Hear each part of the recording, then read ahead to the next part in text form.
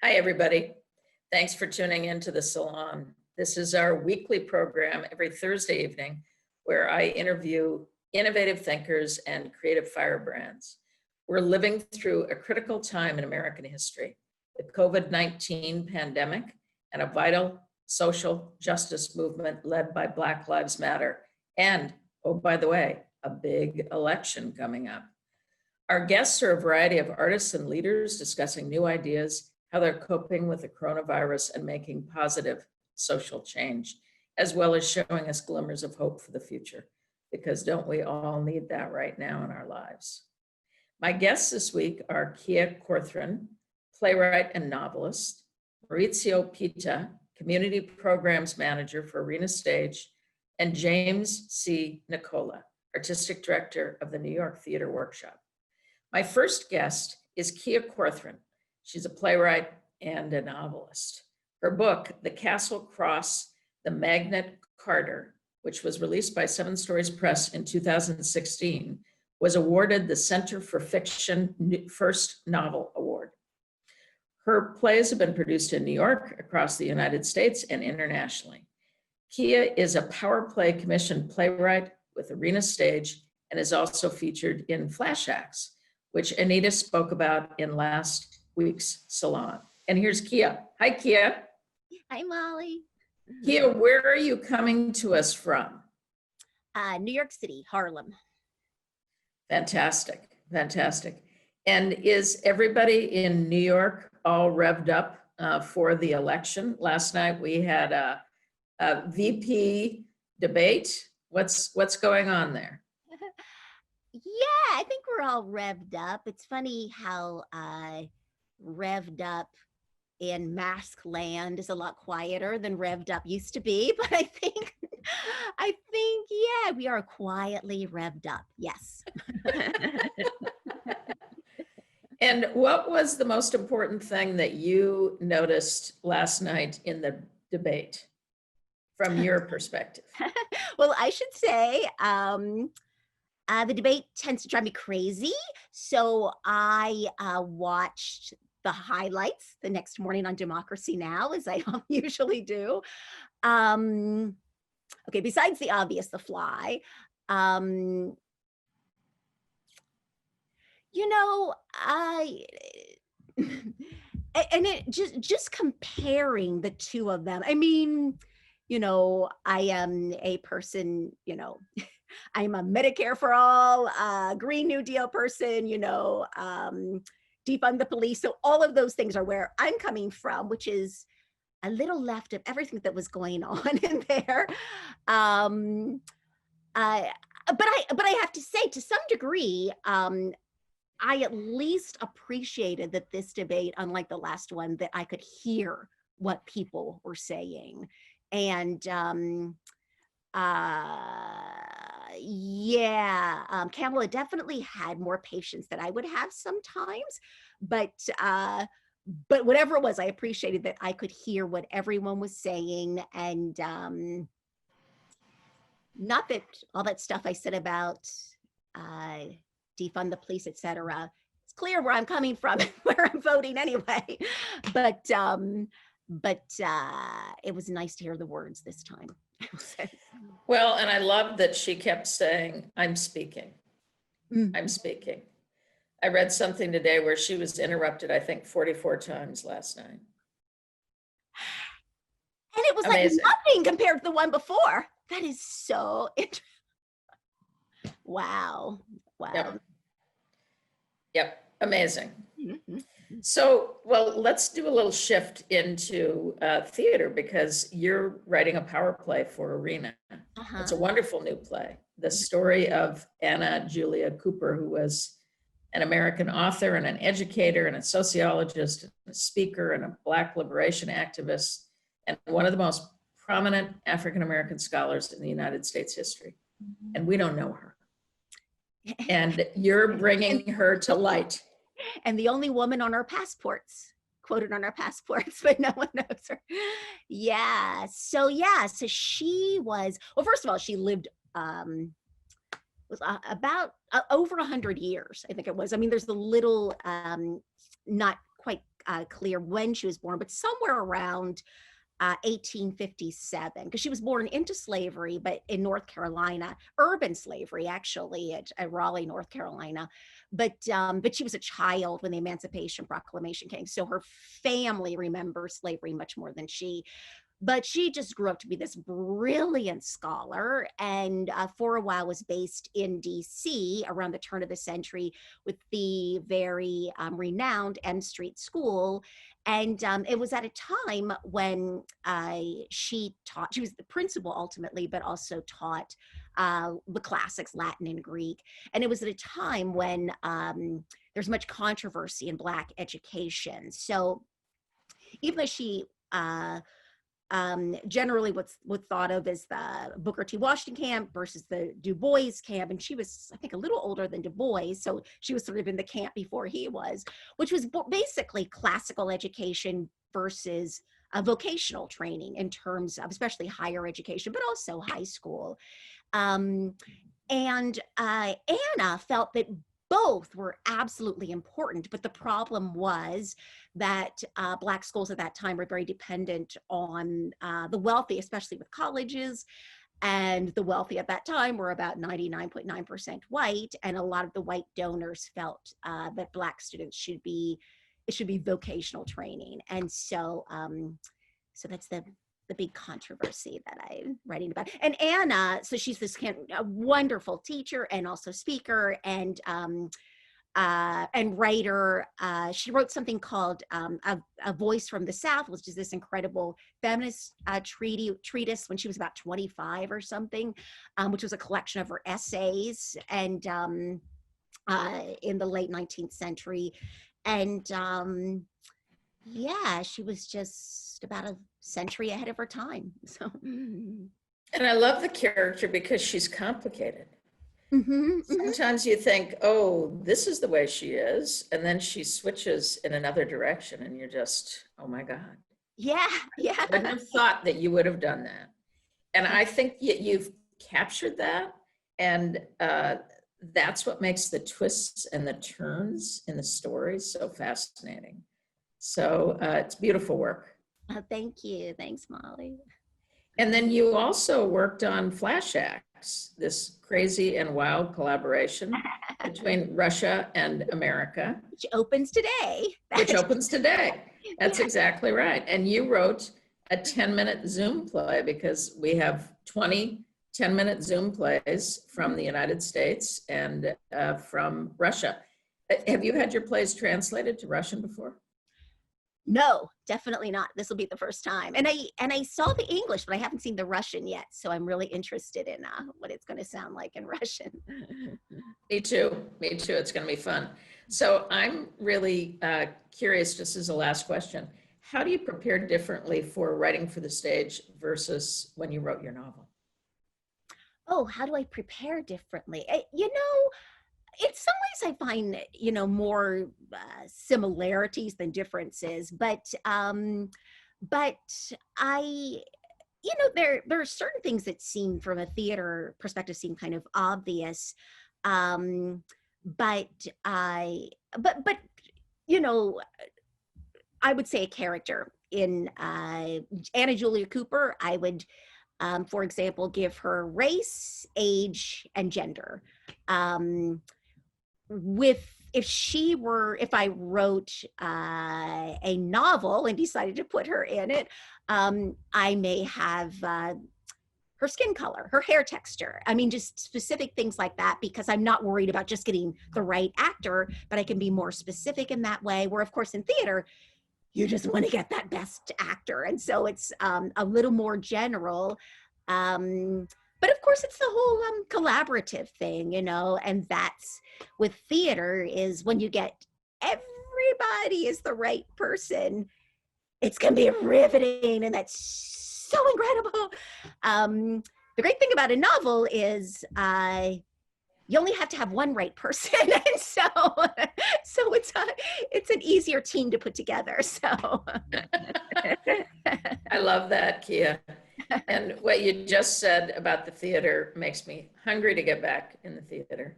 And I can't wait to be with you again in person. So thanks so much for coming on. Thanks, Molly. Great to see you. Great to see Take you. care. Maurizio Pita is Arena Stage's Community Programs Manager, and in particular is one of the leaders of our Voices of Now ensemble.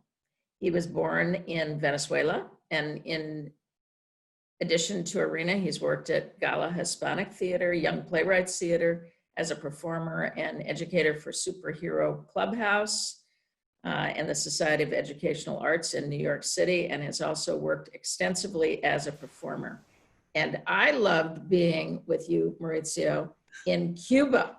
Yes. And we were in Cuba probably 8 or 9 months ago, and it feels like it was years ago, right? A decade ago, doesn't it? What is that about pandemic time?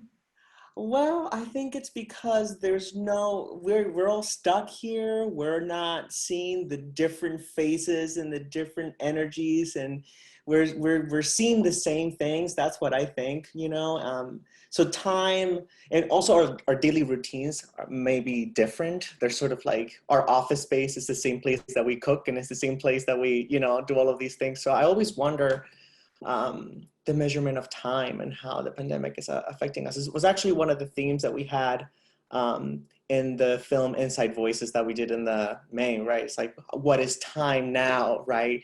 So how young people used to measure time, right? By how many times they got on the bus to go to school. And now they measure time by how many times their dog is asking them to feed them, right? It's like, oh yeah, it's that time of the day, So, but it's funny because it seems like a decade ago when we were in another country. It's amazing. It's amazing. So I know you watched the debate last night. Yes, I did. And I'm really curious about what you carried with it today, or was it a certain point where you threw a shoe at the television set or yelled at it? Well, not as much as the first debate. The first debate, I was afraid I was going to break my TV. This time around, I sat and watched. I always say that I'm not going to watch them. I always say, I'm not going to watch them. I'm not going to watch them. And then I turn on the TV and I decide to watch them. But I think some of the interesting moments that I thought last night, other than the obvious fly that has become a celebrity, I would say that it's the same talking points from the Republican side. It's the same story, same lies, different tone with Mike Pence, right? It's like, I'm coming in, I'm soft, I'm calm, I'm sane, and you understand what I'm saying. There's no anger behind it, but I'm still kind of killing you a little bit, not to be too radical, but that's what I always feel. And with Kamala Harris, I felt like she did a fantastic job. She had to navigate so many things, and her messaging was clear. She was likable. She had a sense of humor. She's personable. I feel like she's related to me, I feel like a lot of people might feel that kind of connection with her. And I think that was her job, so to introduce herself to the rest of America that doesn't necessarily follow the news like a crazy person like I do. I'm a newsaholic, right? So I think she did a really good job. Yeah, me too. What do young people think? I mean, you work with young people all the time. How are they responding to this political moment? That's a great question. Our ensembles start in the second week of November. And I'm really excited to sort of have the conversation post-election. Who knows what's going to happen? From the students that I work with right now and that I've worked with in the summer, it's a mixture. It's a mixture of fear that's tangible and hope. There's an energy that even though we might not see sort of like if the pandemic wasn't happening, all of us would be on the street, right? They're still really active, engaged, and that energy is palpable in a way that I haven't felt before.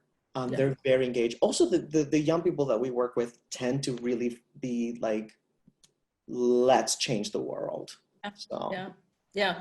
Well, the film, the Inside Voices film, is just it's a beautiful, beautiful film.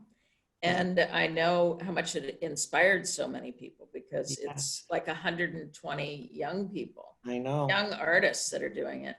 And we were invited by WHUT to participate in Youth Voices in COVID-19. And there's going to be excerpts from Inside Voices. And I'd love for you just to talk a little bit about the film and a little bit about what people might want to see on October 9th on WHUT. Yeah, the film is, when the pandemic happened, we had 10 ensembles on Voices of Now, and we were meeting in person. And in the middle of our process, this pandemic sort of derailed completely what our goals were. So we didn't want to stop meeting with them. So we said, let's make a movie. So we continued to meet with them online and transfer everything very quickly. And we decided to do something that was urgent and necessary. And it was, let's capture the lives of these young people and see what questions we can ask to members of the community by listening to their experiences. So that way we have an understanding of what it's like to go through this moment in time as a young person. This WHT special it's an amazing opportunity, and I'm very, very excited. The Black Coalition Against COVID came to us after watching Inside Voices. And they said, we really want to do something like this. We want to collaborate. We want to work together. And they got WHUT involved. So Inside Voices inspired this special. So we took a couple of sections from the film, 4 sections from the film. And we got experts, mental health experts, education experts, to have a conversation after these sections of the film were presented. And that is exactly what we want to do, right? We want young people to share their experiences, post questions, never tell the audience what to think, but this is my story. This is what I'm going to ask you. And then have the people who can actually make the changes do the work, right? Have the conversations after they watch the young people do the stories. And this is what's happening, Molly. This is exactly what we're doing. So I'm beyond proud. I'm so excited. I want people to see it, though. There's going to be sections on anxiety, cyberbullying, grief, loss, and not just grief, personal grief, but grief of human touch, right? The grief of routine. It's real. So it's exciting. Yeah. I think some of our audience may not understand what devised work is. Mm-hmm. And your work with Voices of Now and your colleagues at Arena Stage, you're devising work with 10 different ensembles. Yes. Will you just give us a snapshot of what that means? Devising is that the work starts with the people in the room rather than a script that's given to them. So the people in the room will write and create the stories, create the art in collaboration rather than us giving them a script. That's the basic principle of our work. It's beautiful. I just have one last question because we just have a few more moments. Yeah. What are the glimmers of hope that you have for the future? When you look into the future, where is it? The young people that I work with. The young people that I work with, their activism, the way that they see the world, their sense of humor, their resiliency, that gives me hope every day. They're gonna rule the world one day. So that gives me hope every day. Fantastic. Thank you so much, Maurizio. Thank you, Molly. So great to see you. Likewise. Thanks for coming on. Bye. Of course. Bye. Jim Nicola. For over 30 years, Jim has helmed New York Theater Workshop with the goal of impacting the field of theater and bringing new work to mainstream stages. They support the visionary work of artists through residencies, fellowships, workshops, laboratories of experimentation.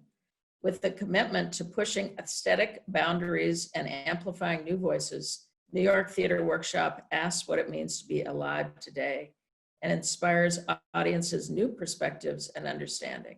And once upon a time, Jim worked at Arena Stage. And there he is. Hi, Jim. Hi there. How are you? I'm good. I'm good. It's so great to see you. So tell us a story about a moment in your work at Arena Stage many, many years ago. Oh, well, we were just talking before the show about Zelda, who looms in my life. I always talk about my theatrical, spiritual parents are Zelda is my mom, and Joe Papp is my dad. And in some ways, they're just the sort of different gendered version of a certain spirit and soul and worldview.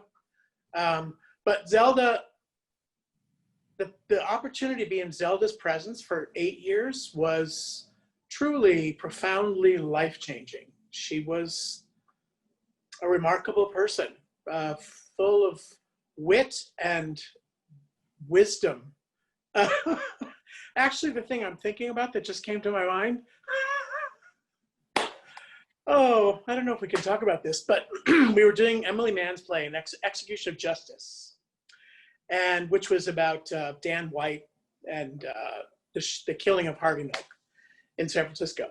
And there was someone mentioned the subject of fisting, which is, in the gay world, and Zelda didn't know what that was. So this is 1984, 5, still not terribly open about these things.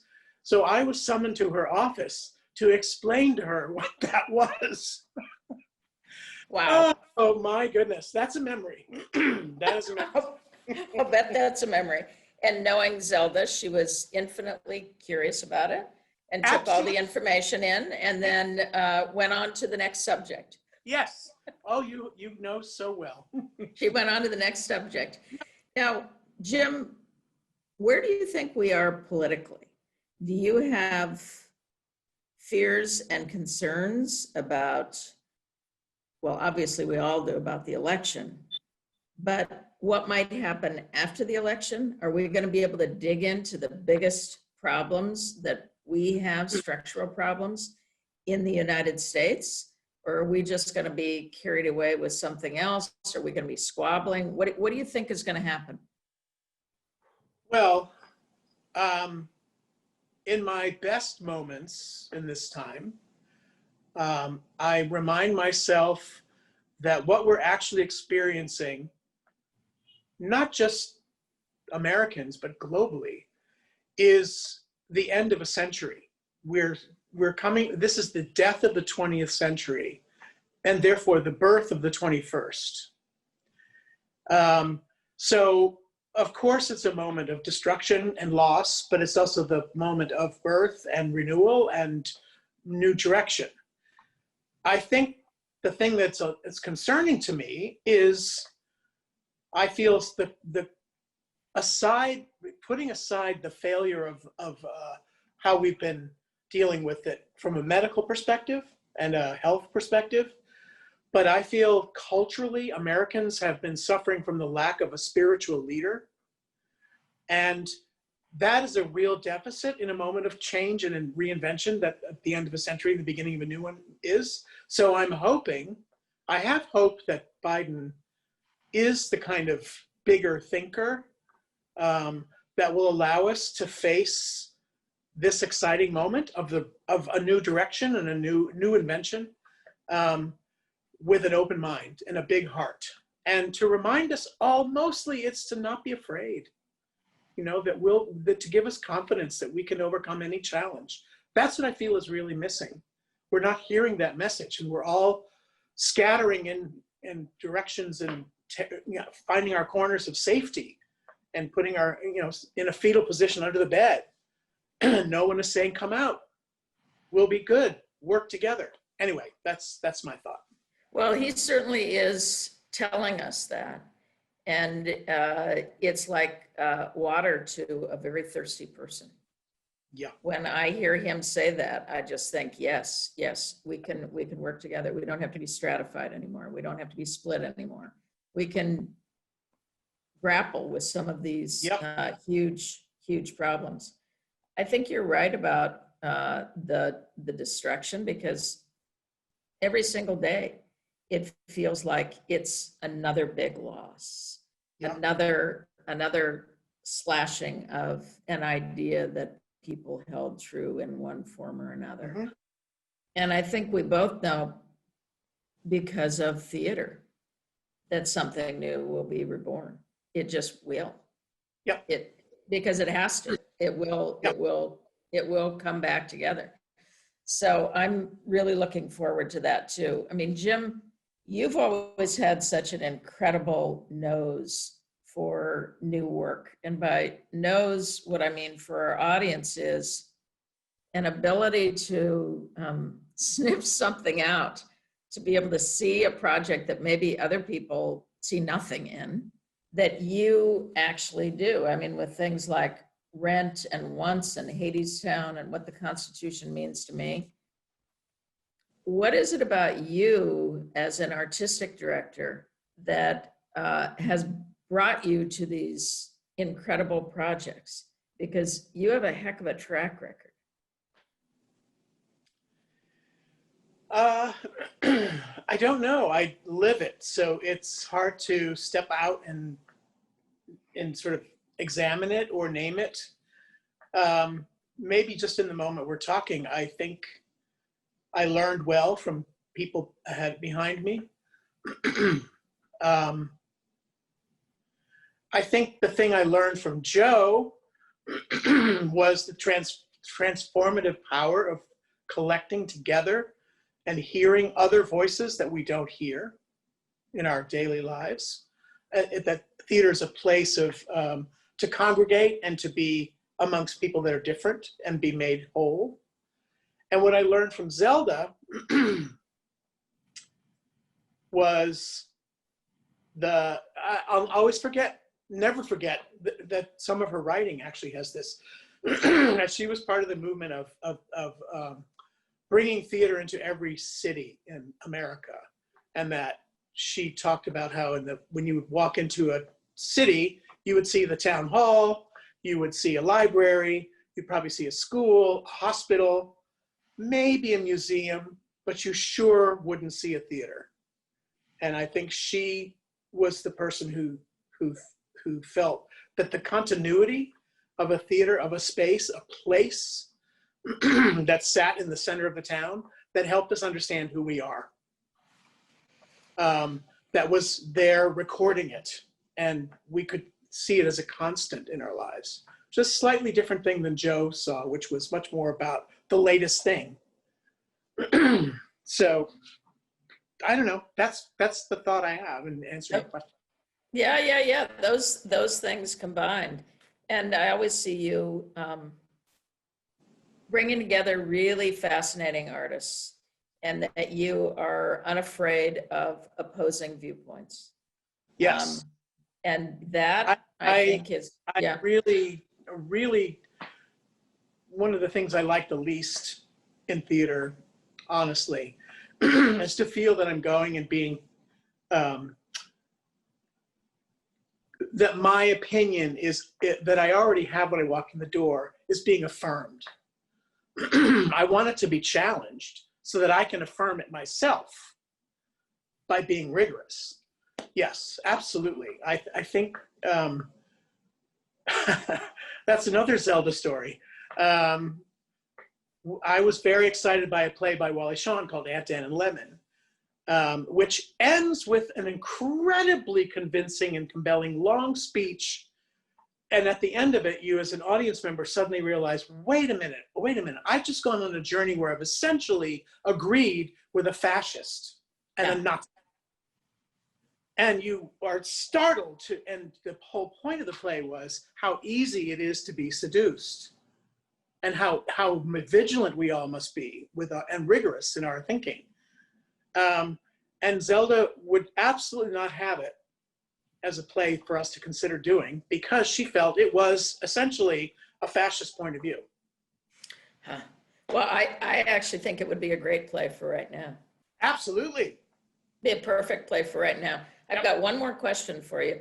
It's kind of a big one, but I'd love to hear what you think will be new types of stage performance that may emerge from this period of isolation.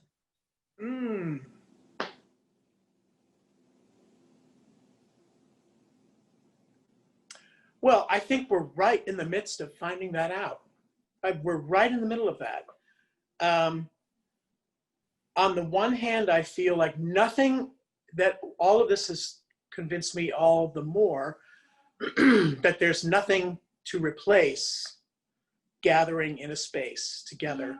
And actually, as much as the story that unfolds in the space together is the ritual of gathering, the ritual of coming from all of our disparate places and being made one breathing organism. That incredible study from London a few years back about where they measured the heart rate and breathing of an audience, and within 20 minutes of watching a play, everyone's heart was beating at the same rate and they were breathing together. So I don't think there's any change. There's no challenge to that. That is a sacred place. But I think the technology that we're living with is changing everything.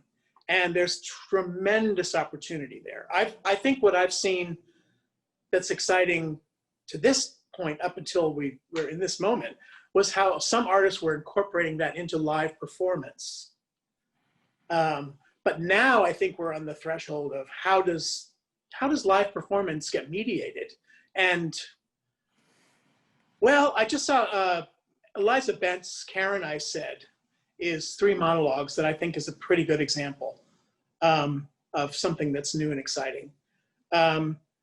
Live capture is the thing, I think, of a live performance in a room, and how, I mean, a lot of companies are doing that. The Met and National Theater, I think of immediately. But I think that something in there is going to be really interesting to watch. There's a study that's just come out, particularly around technology and pharmaceuticals, that the last 8 months has really been 10 years of activity conflated. Wow. Yeah, and I think that's what's happening in the theater too, around these areas of technology and innovation. And I think when we get back into the theaters, we're going to see it zoom, zoom, zoom, zoom, zoom. Beyond the zoom on the screen, yeah, we're just going to be so much more sophisticated in a whole different way. Yep. Well, Jim, it was so great to talk to you. It was a pleasure. I love seeing you, and thank you so much for coming on. Thank you. Thank you for having me. Love you. Bye. Bye. My guest next week will be Bill Rausch, who's the artistic director of the Ronald O. Perlman Center for the Performing Arts in New York, Misha Kaushman, set, costume, and production designer, painter, and printmaker, and Victor Simonson, piano virtuoso, conductor, and composer. And today's gift of art will be Flash Acts. And Flash Acts, as Kia said, just started today. And this is 20 different writers, 10 from the United States, 10 from Russia. I think there's something like 500 different artists working on it. They're 10-minute Zoom pieces that are both in English and Russian. And if you're interested in it, go to www.flashacts.com and you can start seeing them. It's 6 days beginning right now. All right, take care. See you next week.